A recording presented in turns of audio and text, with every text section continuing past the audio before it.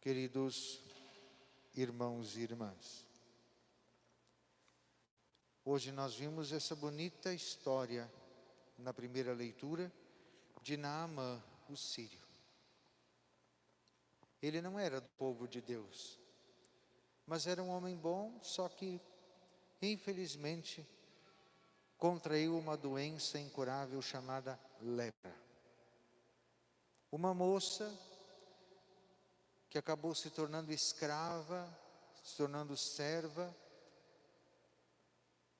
que era de origem judia, disse para a esposa de Naamã: olha, se ele fosse lá conversar com um homem de Deus que tem na minha terra, ele ia ser curado. Naamã pediu uma carta de recomendação, foi conversar com o governador da região. O governador achou que era pretexto para uma guerra, mas chegou a notícia até o homem de Deus, que mandou ele se banhar 7 vezes no Rio Jordão. O próprio texto trouxe à tona todo o orgulho de Naamã. Ele achava que o homem de Deus ia vir, ia encostar a mão nele, ia fazer uma oração, ia fazer uma invocação bonita, já que hoje é dia do encontro da renovação, ia chamar os intercessores, o pessoal da cura e da libertação, iam botar ele na frente do Santíssimo, iam fazer toda uma... chamar o padre. Mas o Eliseu mandou ele se banhar 7 vezes no Rio Jordão. O Naamã se indignou. Mas lá na minha região, em Damasco, por lá tem rio muito melhor do que o Rio Jordão, para a gente se banhar e ficar purificado. E foi embora, burro, sisudo.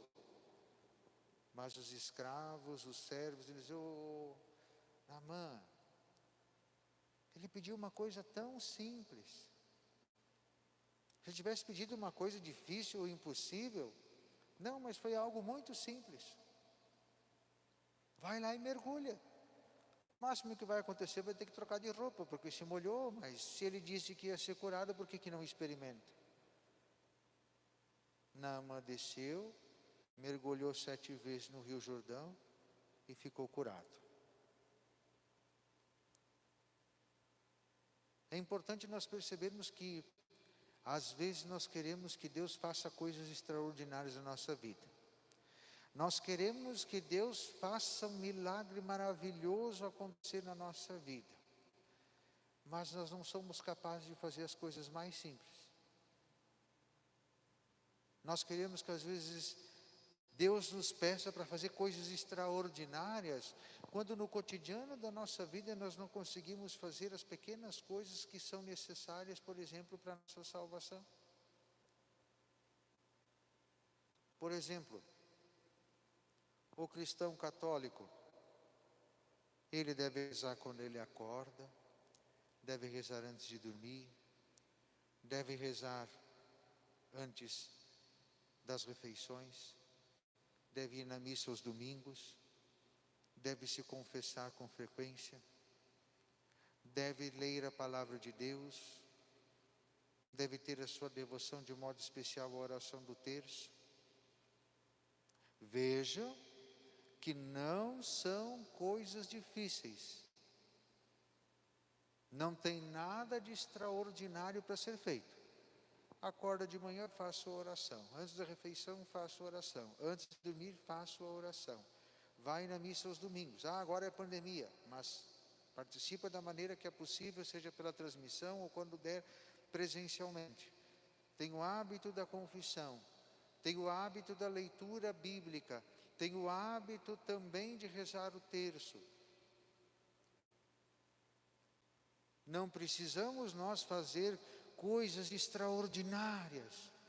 Só que daí a gente às vezes não se dá conta que a graça de Deus não acontece porque a gente é que nem Naamã. Porque a gente acha que tem que ser grandioso, que tem que ser maravilhoso, tem que ser espetacular, tem que ser diferente. que tem que ser tratado com paparicação. Quantas e quantas vezes chega alguém e pede para nós alguma coisa, porque está acontecendo isso, está acontecendo aquilo, está acontecendo isso na minha casa, eu estou vendo coisas, eu estou tendo visões e não sei o que, e isso me perturba. O padre pode ir lá dar uma bênção? Pode. Mas se a gente começa a conversar um pouquinho e pergunta, está rezando todo dia quando acorda? Está rezando antes de dormir? Está rezando antes das refeições? Quando foi a última vez que foi na missa? Eu quero que o padre faça uma oração de cura e libertação. Quando foi a última vez que você se confessou? Porque a maior cura e libertação nós recebemos o sacramento da reconciliação, o sacramento da unção dos enfermos.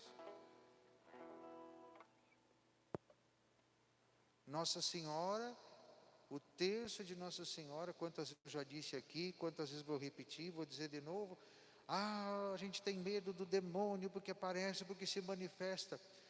Todos os exorcistas que a gente já ouviu falar até hoje já disseram, a melhor arma para combater o demônio é a oração do terço.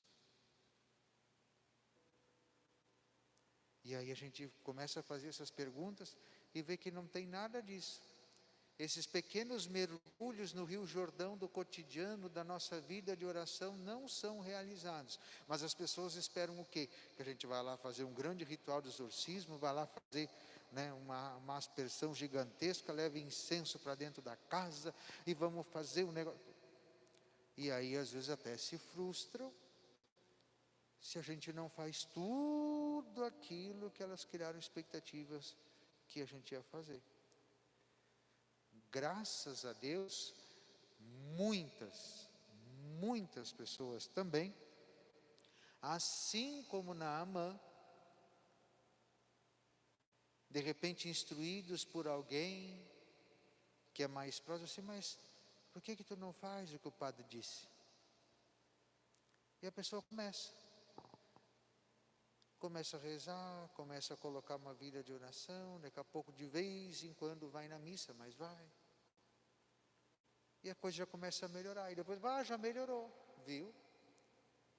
São pequenos mergulhinhos no Rio Jordão do nosso batismo, da nossa fé, da espiritualidade, da prática cristã, que podem trazer uma grande cura miraculosa para a nossa vida. Então, vou repetir os 7 mergulhinhos que nós podemos fazer. Reza quando acorda, reza quando deita, reza antes das refeições, vai na missa aos domingos, busca o sacramento da confissão, leia a Bíblia cotidianamente e reze o terço cotidianamente. Quem faz isso vive uma vida muito simples, muito tranquila e com certeza livre de muitas e muitas perturbações e de muitas enfermidades que talvez não sejam tanto um perigo para o nosso corpo, mas enfermidades que podem levar à morte eterna a nossa alma. Louvado seja nosso Senhor Jesus Cristo.